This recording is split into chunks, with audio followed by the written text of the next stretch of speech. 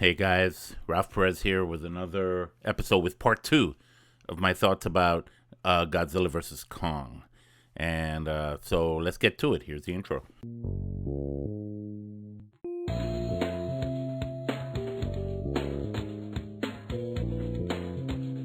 If you like what you see here, please consider subscribing. Tap on that bell button for future notifications for future horror and coffee content.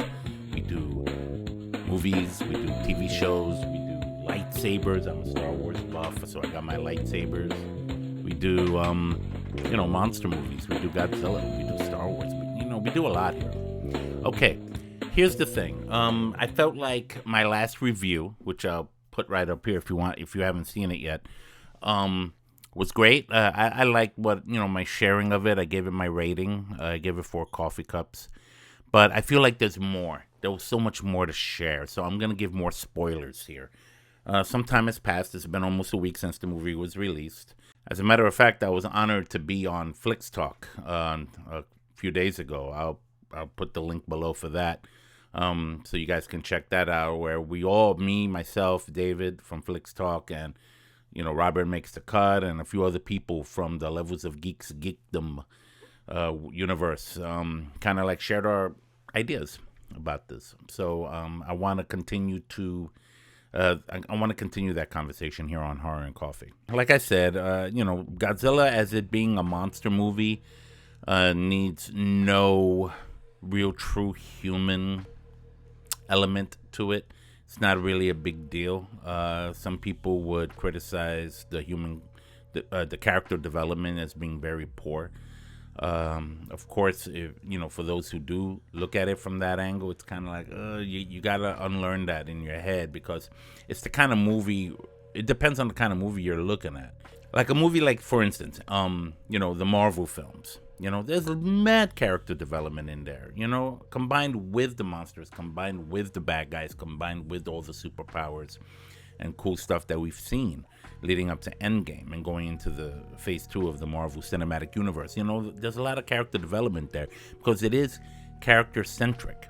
But when it comes to monsters in general, there's not much to feed off there as far as character development goes.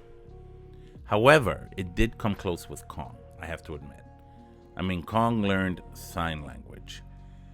That was cool. Like that made my mouth open when we found out that Kong could actually learn how to speak in sign.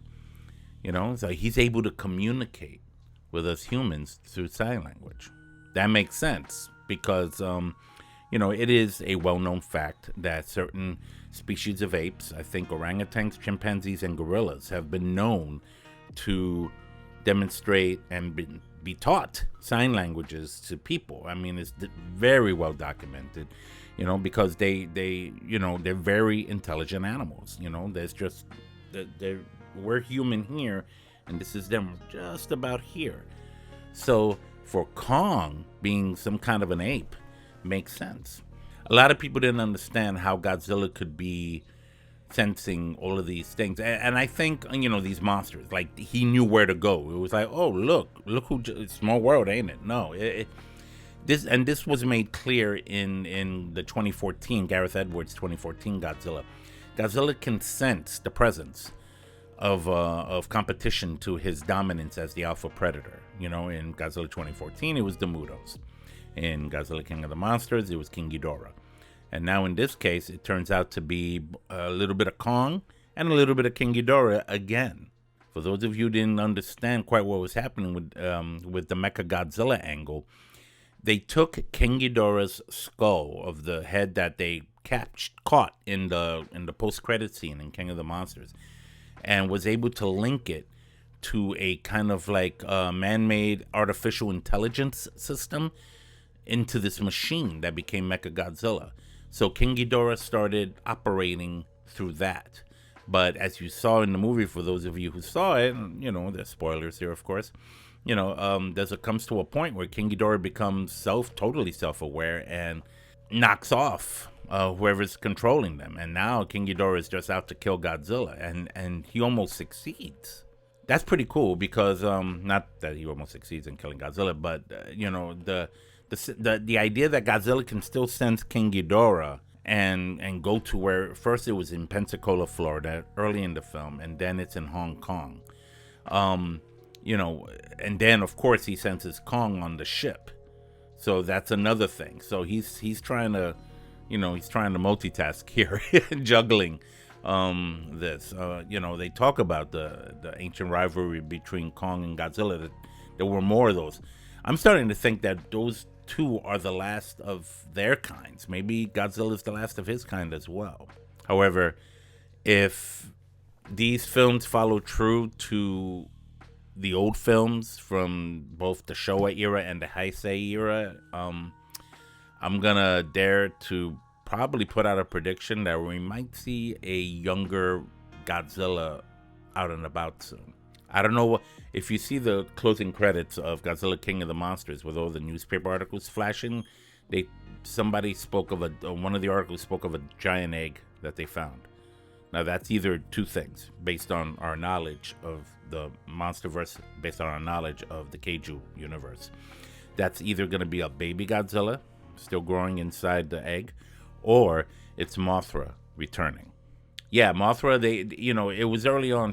It was shown early on in the Showa series how Mothra reincarnates herself by coming back as a caterpillar in an egg, and then it changes into the moth, and then lays another egg. She's kind of recycling herself over, like a can of Pepsi. I don't know, but it's pretty cool though, you know, because then you never really lose Mothra permanently. Like she'll always come back. Something tells me they'll do that. However, to see another real Godzilla show up of that species appear, maybe look a little different, because you know each animal, even though they're the same species, can have different variations in their appearance, right? I would be very curious to see what Godzilla would do if another one of his actual kind showed up. You know, it could be a young one that he can not love, but like care for. You know, like let's do an animal instinct thing here. Care for to take his place after he goes, because I could see that happening.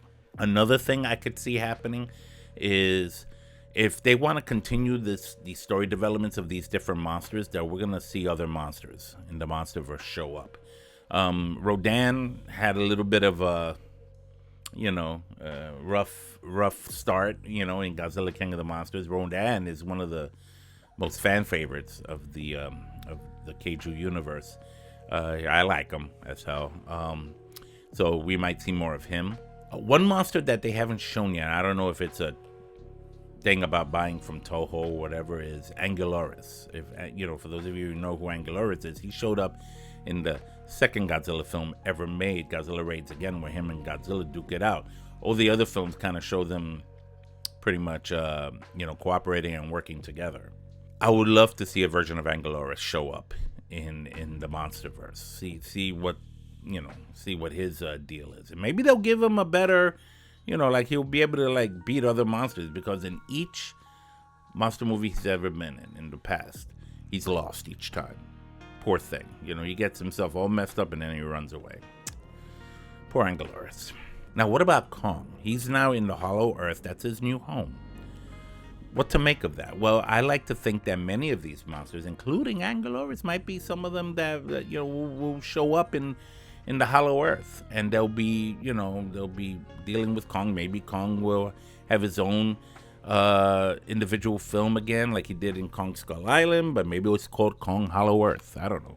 And he's gonna deal with some issues that are going down below, and maybe we'll have our characters from Godzilla vs. Kong back to help aid him, especially the little girl with the sign language, because we need to get some communication right here, right? So to find out what's going on.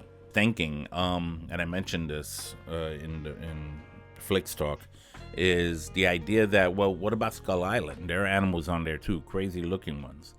The Monarch had put the shield over it to protect Kong from being detected by Godzilla, but that's a non-issue now. So now he's living in Hollow Earth. He's not living on Skull Island anymore. What will become of Skull Island? Will it just be abandoned, forgotten? I don't think so. It is my thought that Skull Island, and for those of you who remember the Showa series, from back in the day, that Skull Island might become the new Monster Island, where all the monsters will be kind of like taken, put there, and this is where they're gonna stay. They're not gonna come out in other parts of the world anymore. This is where they're gonna be kind of like, it's gonna be like a Jurassic Park of sorts, or like Isla Nora or something. They stay there, and as long as they're monitored and everybody's going fine, we're good until a new threat shows up. You see, that's where it gets complicated. Yeah, they did this already in I think the name of the movie was called Destroy All Monsters, where these aliens came to Earth to try to control them and whatnot. It's one of those corny 1960, early 70s flicks that worked out. I hope it happens. I like to not see the end of Skull Island. I like to see it keep going. Maybe that's where the Mudos will live, where Angularis will live, where Rodan will live. Where those other monsters that we saw in Godzilla King of the Monsters will live. I don't know the names of those, I even forget names of monsters, but that's okay. So what about Godzilla himself? Well, he's going to continue. As you saw in the end of Godzilla King of the Monsters, Godzilla didn't even kill Kong. He could have. He had him underneath his foot, and he could have just blasted radiation right into his face, and that would have been the end of him. We would have had, instead of Kong Skull Island, just Kong Skull, because that's all we would have been left.